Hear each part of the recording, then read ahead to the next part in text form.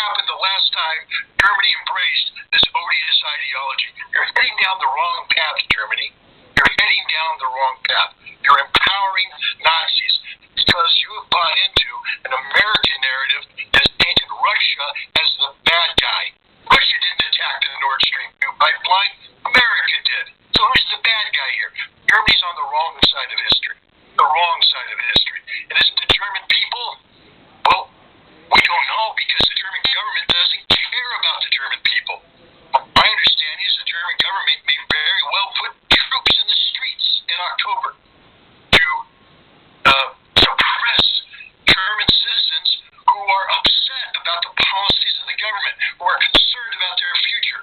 Is this the action of a democracy to put troops in the street to suppress the free will of their own citizens? Well, we know the German government doesn't care about their citizens. Maybe it's time the German citizens take matters in their own hands. I don't know. I'm not a German. It's up to the Germans. But I will tell you this. Study history.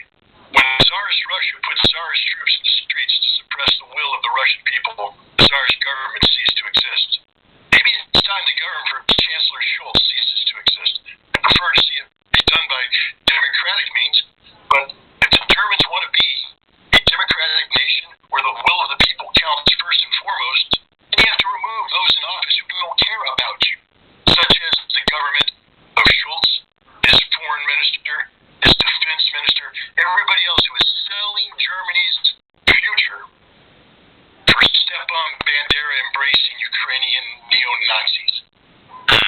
Yeah, so far, if I'm reading the media, they are telling me that it's Russian propaganda that Ukraine is a country controlled by Nazis, and they also claim that Russia is not interested at all in a diplomatic solution, and that Putin is not a guy, not a politician that you can negotiate with. Is Russia interested in a peaceful outcome to the war? Well, remember, Russia didn't start this war. Everybody's going to say, oh, wait a minute, it was Russian tanks that went across the border. Again, Germany, you were part of the Normandy format. Correct me if I'm wrong here. Germany, together with France, said, we will work with Ukraine to come up with a mechanism that will bring an end to the civil conflict that had erupted in Donbass in 2014. So in 2015, Germany said, we'll be part of the Minsk II agreement. We will make sure that the Ukrainian government enacts legislation that protects the rights of ethnic Russians and Russian speakers in the Donbass in exchange for the Donbass remaining part of Ukrainian territorial integrity under Ukrainian sovereignty. Russia was all for this. Russia wanted this.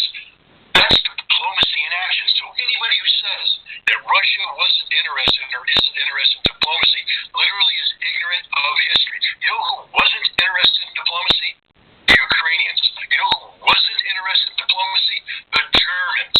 The Germans. The Germans sat there knowing full well that the Minsk II Accord was nothing more than a sham to buy time for NATO to arm Ukrainian forces so they could forcefully conquer the Donbass in total disregard of Minsk II. Germany is a member of NATO. So while Germany is pretending to negotiate Minsk II, it's involved in a process of training Ukrainian troops to fight ethnic Russians in the Donbass. Who wasn't interested in diplomacy? Russia? No. Germany wasn't interested. Germany's never been interested in diplomacy. And then what Germany did is buy into the notion of expanding NATO to incorporate Ukraine, even though everybody knew that this was a Russian red line.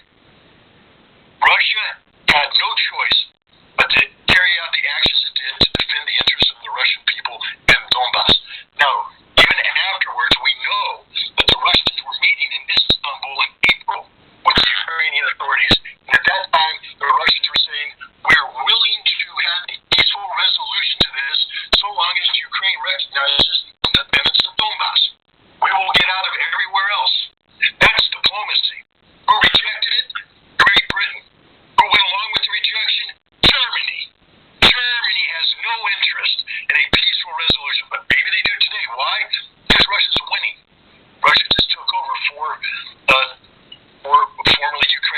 Donbass. They're now part of Mother Russia.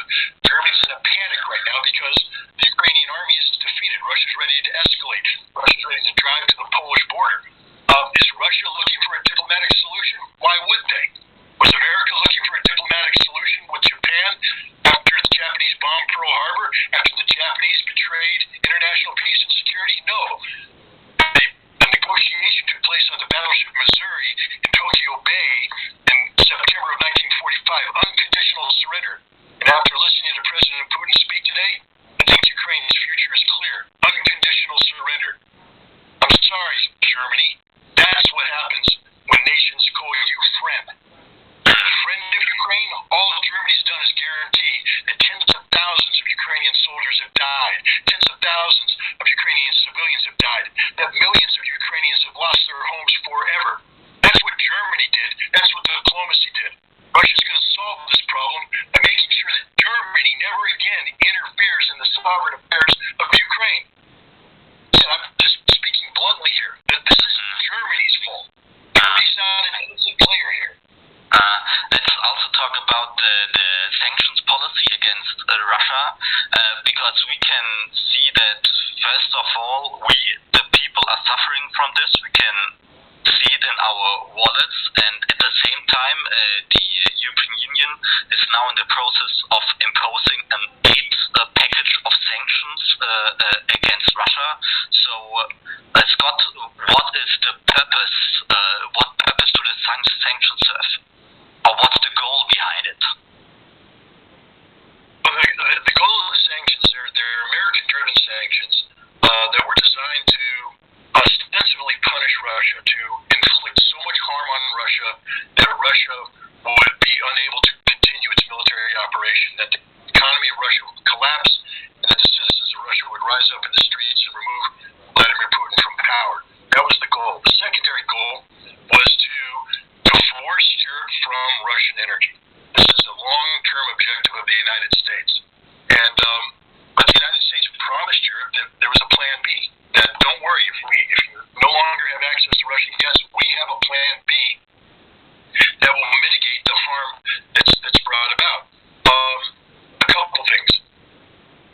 One, Russia knows energy apparently better than the United States does, and apparently better than Europe does. They understand global energy markets. They understand how Russia interfaces with those markets.